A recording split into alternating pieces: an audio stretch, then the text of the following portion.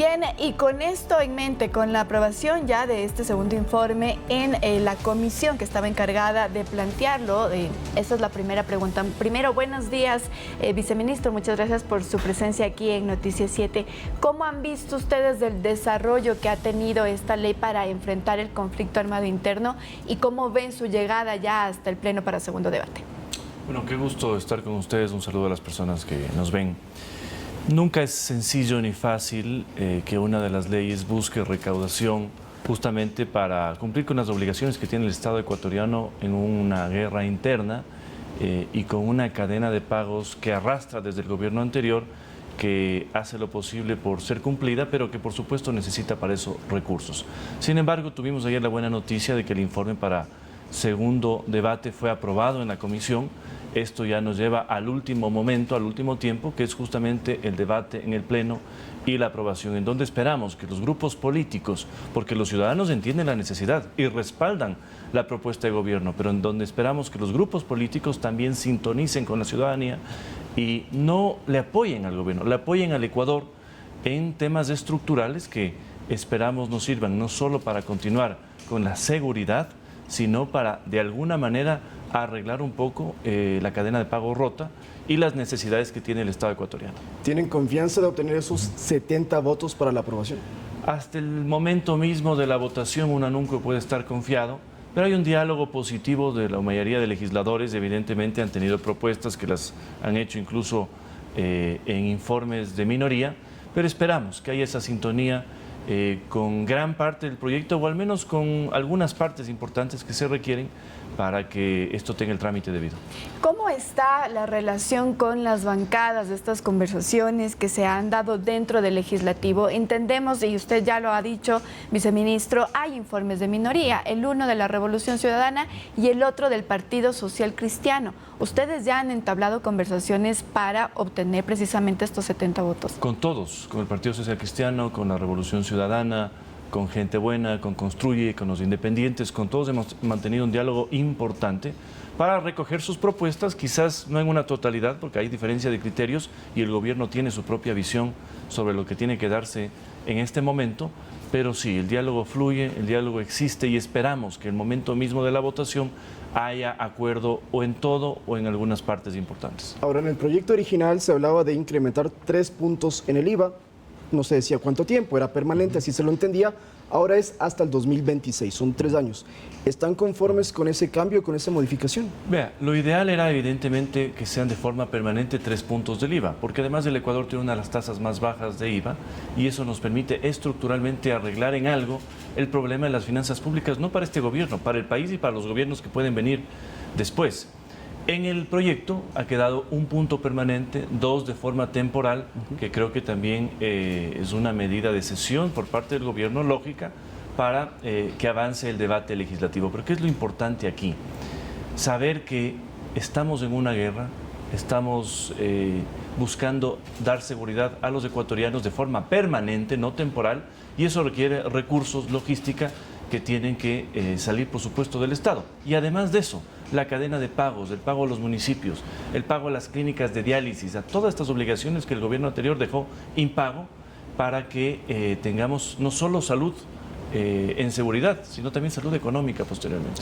Nuevamente quiero reiterarle esa pregunta, viceministro, sobre estas reuniones que pudieron haberse tenido o que se tienen actualmente convocadas, sobre todo con el Partido Social Cristiano, que ha sido muy directo en decir que ellos no apoyarían este incremento del IVA. Usted también, pues habiendo sido parte del Partido Social Cristiano como asambleísta, ha entablado ya conversaciones con ellos. ¿Cree que van a llegar con otra, no sé si la palabra sería actitud al Pleno de la Asamblea para este segundo debate? A ver, todos los grupos políticos están conscientes de lo que vive el Estado ecuatoriano.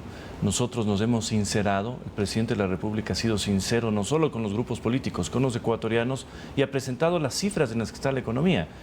Aquí no se esconde absolutamente nadie. Así que yo creo que en el fondo todas las bancadas y los grupos políticos entienden la necesidad de la propuesta del gobierno, pero de alguna manera chocan en ciertos detalles. Hay una propuesta justamente de una bancada de hacer una contribución, otra de hacer más utilidades a empresas que han tenido ganancias en los últimos años. Lo importante es, ojalá, llegar a un punto medio y darles a los ecuatorianos un respiro que, por supuesto, no es para solucionar completamente los problemas económicos del fisco, eso hay que entender, pero sí es importante ya un primer paso y además mandar un mensaje a nivel internacional de que estamos haciendo las cosas bien, estamos reduciendo también la nómina estatal con muchísimo esfuerzo y dolor.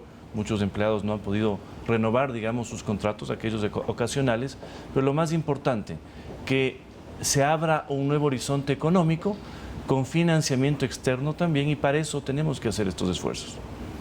Pero ¿qué le dicen a bancadas que públicamente han dicho no vamos a apoyar el incremento del IVA? Bueno, que se pongan en la camiseta del país, que se pongan en la camiseta de los ecuatorianos. Esto no es un apoyo al presidente o al gobierno, es realmente un apoyo a todos los ecuatorianos, y por eso, como hemos visto en muchísimas encuestas, los ecuatorianos respaldan no solo al presidente, sino también decisiones que hay que tomar, y muchos dicen, prefiero pagar $3 más de IVA a tener que estar pagando la vacuna por mi pequeño local, $40 semanales. Lo que necesitamos es que la clase política sintonice y deje ciertas posiciones, creo yo, extremas, que en este momento no. Y sobre ese tema, se va a incrementar el IVA. ¿Cuándo van a ver los ecuatorianos resultados justamente del fortalecimiento de las Fuerzas Armadas? Son 1.300 millones que van a ingresar al país, 1.100 irían para Fuerzas Armadas y Policía. ¿Cuándo se estima que se pueden ver resultados y cómo medir esos resultados? Es que se aprueban. Bueno, creo que los resultados se están viendo en este momento, eso cuesta dinero. Son 60.000 policías en las calles, son 30.000 militares en las calles, controlando las cárceles. Ustedes han visto pabellón por pabellón en este país de Ripley. Han habido discotecas, salas de cine, piscinas, jacuzzis, centros de operaciones logísticas para los delincuentes en las cárceles, y eso acabó en cuestión de 2 semanas. Por eso, esos egresos, ese gasto que a la par tiene que venir con más equipamiento, con más inteligencia también para fortalecer la inteligencia policial y militar que se anticipa a lo que estamos haciendo, eso cuesta, los ecuatorianos ya lo han visto en acción, pero lo que queremos es, y lo que necesitamos es que sea permanente, porque no puede ser que aquí se tapemos con tierra problemas y si salen los militares de las cárceles todo vuelva a la normalidad. Eso es lo que queremos hacer, hacerlo permanente. Bien, y siguiendo en ese marco sobre la seguridad, voy a cambiar también al tema del estado de excepción que ahora mismo enfrenta el país por este conflicto armado interno, y se ha dicho entonces, hace poco le oíamos a usted, viceministro, decir que todos estos eventos con público deberían estar suspendidos. ¿Cuál es la resolución? ¿Va a haber una resolución del COE nacional? ¿Deben estar pendientes entonces quienes están impulsando eventos masivos como conciertos, la Noche Amarilla, la Explosión Azul, también el evento de Liga Deportiva Universitaria? ¿Cuál va a ser la resolución y cómo se va a conocer, viceministro? A ver, esto es muy importante. Ha sido motivo de mucha discusión a la interna de gobierno, de informes de seguridad, de Fuerzas Armadas, de policías. Evidentemente seguimos en un estado de guerra interna, con muchísimas amenazas, pero no por eso vamos a parar el país, y ni siquiera vamos a parar tampoco al sector artístico, al sector turístico, que se nutre, por supuesto, de muchos eventos. ¿Cuál va a ser la resolución final? No va a existir un COE nacional. Lo que tendrá que hacerse es evento por evento, tendrá que tramitarse dentro de las provincias, dentro de los cantones, y salvo los eventos ya muy grandes que tengan que tener algún otro tipo de resolución nacional, pero así se va a manejar, con los riesgos que existan en cada localidad y con los permisos que tengan que ser otorgados en cada localidad. ¿A qué me refiero también con todo esto? No podemos dar permisos, por ejemplo, para eventos que no presenten un plan de seguridad de su concierto, de su encuentro, lo que sea. Si eso existe, por supuesto, habrán permisos, habrá la aprobación, y además estarán también responsables aquellos quienes hagan los eventos de la seguridad de los asistentes. ¿Qué va a ocurrir con los eventos que se tienen planificados para carnaval, sobre todo? Son varios, son en todas las provincias. ¿Ahí también va a haber esta resolución evento por evento? Así es. ¿Qué es lo que ha pasado normalmente, si se puede decir, en el país siempre? Es decir, no hay una aprobación del Estado central para que se realice tal fiesta o tal evento. Eso va a continuar como siempre ha sido, pero lo que sí les pedimos a todos los ecuatorianos, a los organizadores, a los asistentes, a los fans, es que se lo haga dentro de un marco de seguridad, entendiendo el momento en el que estamos, para evitar que hayan tragedias que no queremos que se den, porque no cesan las amenazas. Estamos haciendo cosas que nadie ha hecho en las cárceles, en las calles, y eso por supuesto genera una reacción. Así que el llamado a todos, digamos, es a la tranquilidad y a procesar cada uno de los eventos uno por uno. Y a eso quería llegar. ¿Es prudente en este momento realizar actividades masivas en ciertas partes del país? ¿Qué dicen los informes de inteligencia? Bueno, evidentemente deberíamos cerrar todo, porque estamos en un estado de alerta, pero no podemos tampoco hacerlo por la economía, y por eso es importante que se entienda que si no existe quizás la autorización para un evento que no cuenta con las medidas de seguridad, que por ejemplo no es cerrado, sino demasiado abierto, y que los organizadores no han sido capaces también de proveer de seguridad a la par de lo que pueda dar el Estado, quizás no haya una autorización, pero lo lógico sería que no haya nada.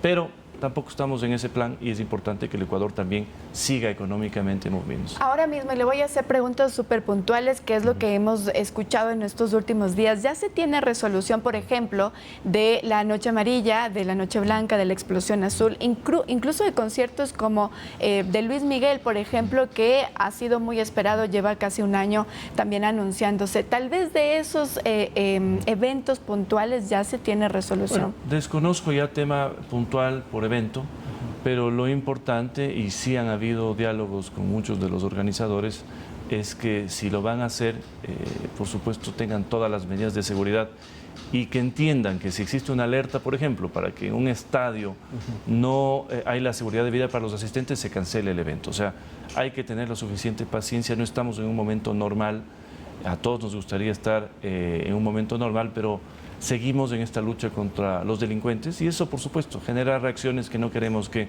se trasladen a los ciudadanos, más aún cuando las cifras que hemos visto luego de esta operación es que dramáticamente han bajado las muertes violentas y queremos que se mantenga así. Ahora hay una semaforización del toque de queda en los 221 cantones del Ecuador. ¿Esto va a seguir cambiando en los próximos días? Y le hago también la pregunta, si se está analizando el toque de queda, por ejemplo, suspenderlo durante los 4 días de feriado, ¿eso también se puede pensar? Lo lógico es que se mantenga y que los eventos que se vayan a dar se den dentro del toque de queda. Por algo existe también el toque de queda y ya hubo una primera decisión del gobierno de bajar las horas, si se puede decir.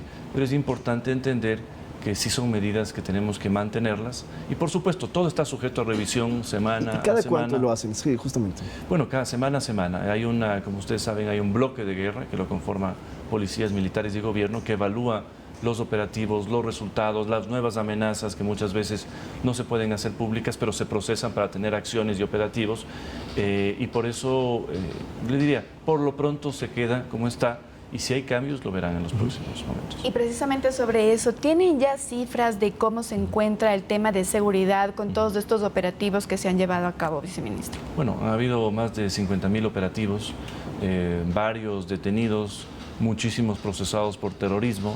Ustedes han visto armas decomisadas en las cárceles, es decir, ¿qué es lo importante de todo esto? Primero, retomar realmente el control de las cárceles. No era posible que los gobiernos anteriores no tenían el control de las cárceles. Las llaves de los pabellones no tenían los guías, tenían los delincuentes. Eso ha cambiado con este gobierno. ¿Eso fue falta de voluntad política o cómo podemos entender eso?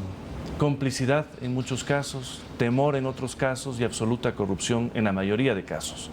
Es impensable que hasta antes de noviembre del año pasado, cuando este gobierno asumió, no es que había un número radicalmente distinto de policías, militares, cárceles, armamento, era lo mismo.